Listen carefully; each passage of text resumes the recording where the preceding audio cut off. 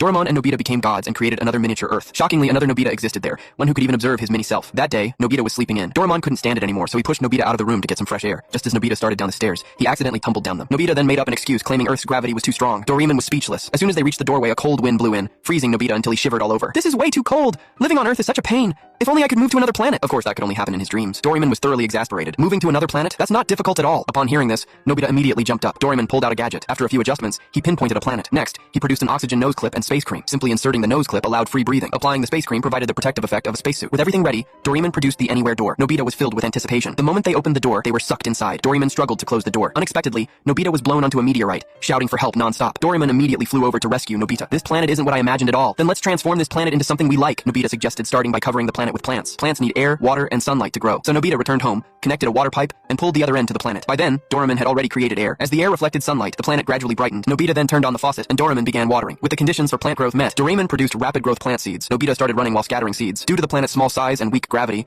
Nobita could easily leap over rivers with a single jump. He could casually run around the entire planet with ease.